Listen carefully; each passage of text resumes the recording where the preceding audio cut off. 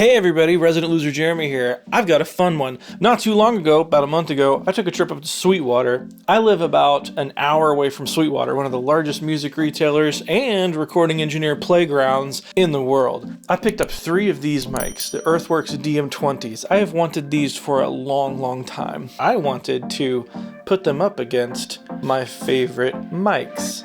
So let's see how they did.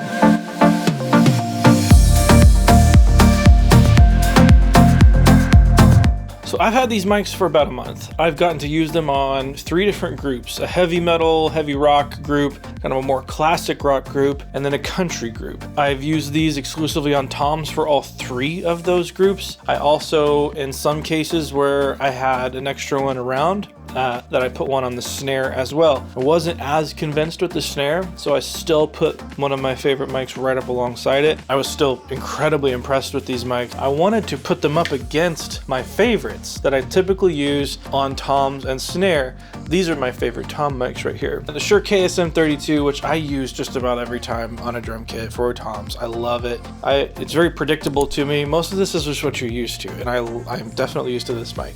And I also did the Sennheiser MD421 because, let's be honest, if you've listened to just about any amount of music in the last 20 years, you've heard the MD421 on a lot of records. And for a lot of people, that's a very familiar tom sound. So I wanted to see how this stacked up against those given all the same conditions. Now, I've been using this for a little while, but I haven't used it on the same drum kit and the same performance right alongside some of these other mics. So this gave me a really good chance to switch between all of these 3 really fast and see what the differences are. And one thing I thought when I was using this for a month was this felt like one of the most neutral mics that I've ever used. This feels like it's giving me a very accurate representation of what the tom sounds like when I'm standing there tuning it, and I get the same impression when I'm in the control room. For a long time, this is what I loved the KSM 32 for. I loved that it gave me an accurate representation, but these 2 things feel so different. And that seems odd to say when I think they both give it accurate representation. They do it in a little bit of an interesting way. This mic is more colored than I had originally thought. It kind of imparts its own vibe more than I originally thought. And the MD421 definitely has its own flavor. And not that any one of these are a wrong choice. There is no right answer for what's the best drum mic you could possibly use. That's not even a question you should be asking.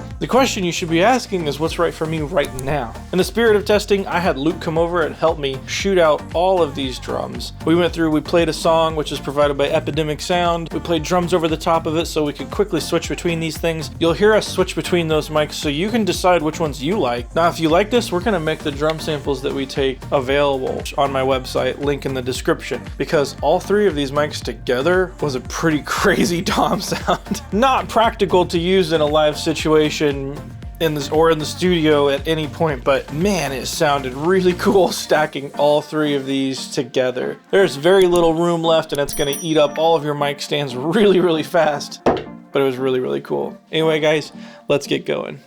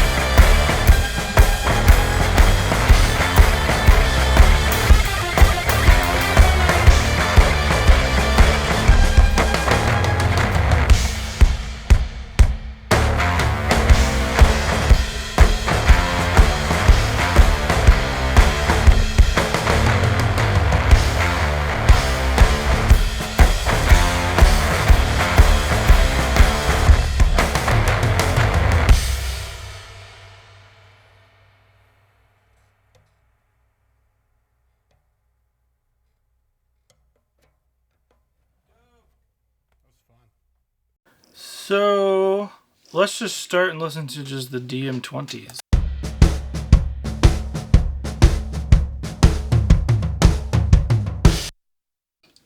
That's pretty cool. Yeah. I want to hear like just these toms.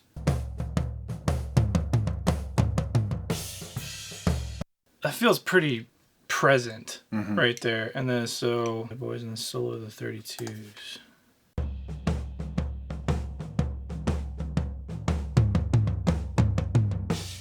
I didn't expect the 32s to be darker. The KSM 32s are the ones I always use on the toms. I didn't think they'd sound darker. Those DM20s have like way more top end and a stick attack to it, sounds like. Like it feels like that's what the drum sounds like, and the 32's like coloring it. Like it's a cool color. I'm curious with the 421 now.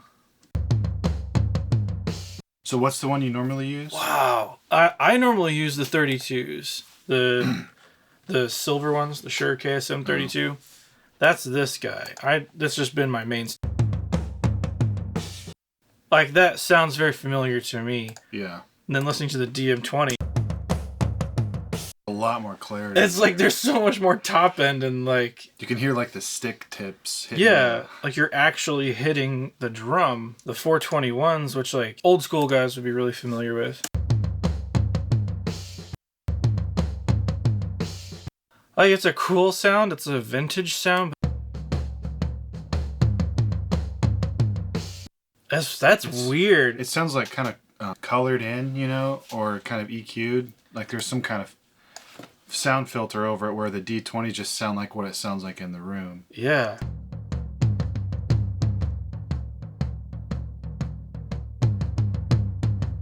$32.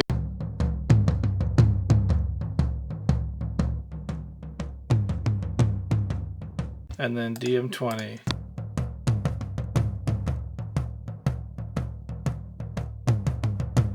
Do you feel like there's just a slight loss of low end? Yeah, but I wonder if I can just like bring it back.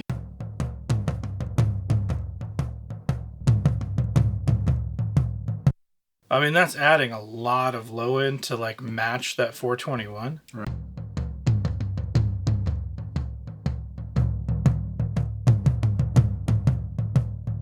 Wow.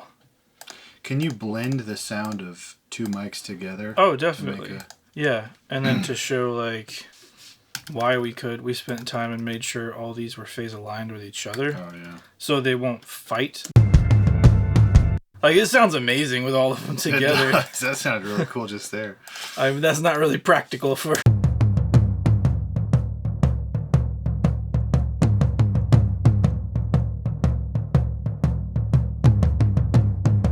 They sound like cannons all together. Do.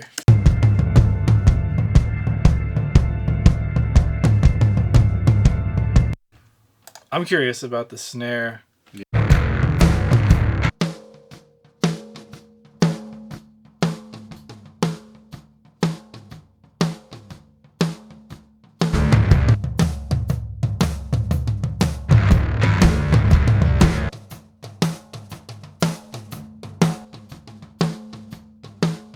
So part of what is supposed to be attractive about these DM20s is that they reject bleed a lot better. And that doesn't really seem to be the case. Maybe there's a part.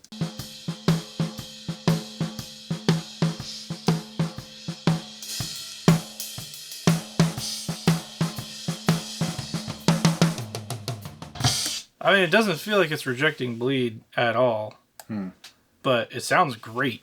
I don't know if it's the snare or the mic. It's probably a combination of both. But I can hear every little ghost note I'm playing because I'm playing rolls and ghost notes on top of just the backbeat, and I can hear every little thing I'm playing, and I feel like I don't hear that a lot. Like you feel like you're getting that from the DM20? Yeah, I can feel it, hear every little note. It sounds with clarity. Yeah, it feels like the transient is there way stronger on the DM20. Like you can even see it in the waveform. Like overall, these are level matched. But like that first initial hit is so much louder on the DM20 itself. So that tells me like the stick attack. I don't know why it's catching it better than the other ones. Right. But like it seems like a way more, like even though there's a little more bleed in the DM20 compared to the other ones, well, it seems like there is because there's a little more top end, but maybe overall there's actually not. But either way, I would take that stronger transient. Like you can see that the stick it hit harder on that DM20 than it is on the other ones. Yeah. And even listening to like just the one hit.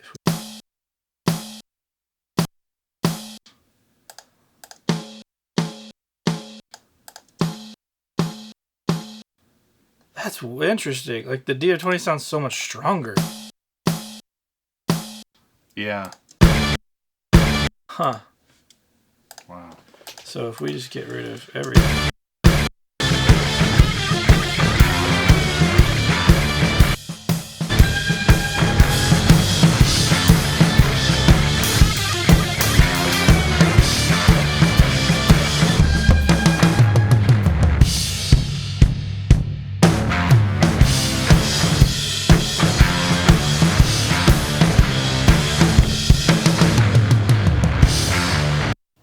That's right.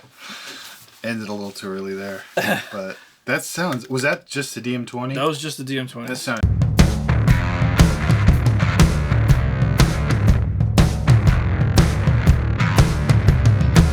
And then the same part with the 32.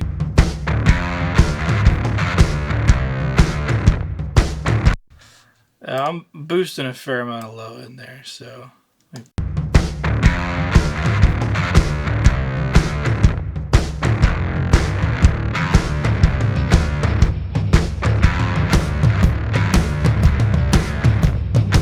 It's like not even close. That's interesting.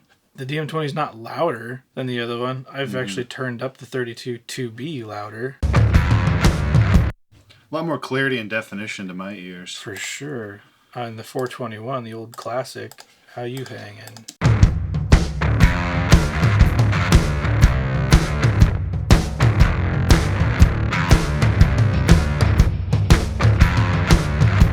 The 421 has that cool, like, vintagey vibe. Yeah, it's got a vibey sound. It's like, I like the pairing of the SM7 and the DM20, but I don't know that I like the SM7. If I wanted, like, a rounded off snare sound, that's a cool mic. But...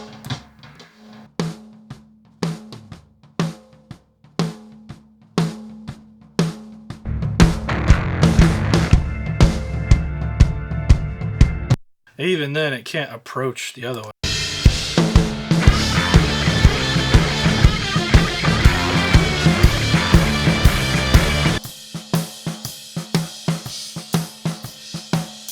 Yeah, the bleed annoys me from the DM20, and that maybe I just didn't place it the right way because I'm not used to it, but there's no wrong answer here. I'll probably use the DM20 just because once I find that spot that it rejects everything that I don't want, I like that sound the best. I feel like especially for this kind of music, it sounds really good. It's hyper realistic. Yes. Sounds like it's in the room. Yeah. Yeah. Like you're listening to the actual kit you're recording rather than like a colored version of it. Yeah.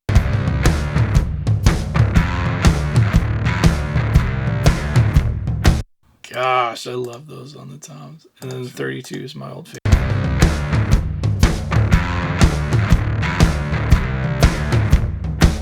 The 32s don't sound bad. They're just not as in your face about it. Right.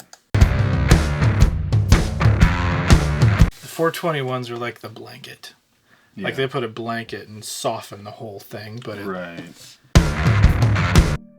That's pretty cool. Okay, so put in the comments down below what you thought about this mic versus some of the other mics. Again, to reiterate, I don't think there's a right answer. I don't think there is a best microphone for drums. Of course, I have to use clickbaity tags and titles for YouTube to get people to watch stuff like this. But my personal taste with stuff like this, there is no right or wrong answer. This is a whole realm of experimentation, and you got to figure out what's right for you, what's right for your room, what's right for the drum kit that you're working in, and that's that. But for me, I really appreciate the neutral approach that this mic has, where something like the MD421 has this kind of hyper vibey colored sound to it. This doesn't, and I could see using this straight up on like a metal drum kit as well as a jazz drum kit. And it seems weird to say that those two things can kind of intermingle, but I say that because there's just a vast amount of attack on this and presence, where that's really vital in a metal drum kit if you kind of don't want to lean so hard on samples and you have a drummer that is just killing it. On that same plane though, for jazz, where you need that intimate touch sensitivity, this is right there. And then everywhere in between where I need some vibe, working in the box, add whatever vibe you want. Basically everything's here. It's harder to pull attack out of a mic that doesn't necessarily have it in spades to make it have more attack, whereas this just naturally has a lot of attack. I definitely see a lot of uses for this microphone. No, we're not sponsored. I have yet to review anything on my channel that has a sponsor, so these are my honest opinions. What I feel like this did lack was a little bit of low end. However, giving it a little bit of EQ, it took EQ very, very well. So I definitely see some use with this for me going forward. Probably one of my 80% of the time choices, which is exciting because I love an MD421 on guitar cabs and bass cabs, and I just got more of them essentially. And I love KSM 32 on just about anything. This is a fantastic mic. So I'm excited that it doesn't just have to live on the drum kit anymore for me. I feel like I got a whole lot of different mics. These definitely are one-trick ponies. They're gonna work on the drum kit, and that's probably it, just because of their form factor in general. So, I don't know, maybe we could try it on an acoustic guitar and see what happens, although I'm not sure where I'd clip it.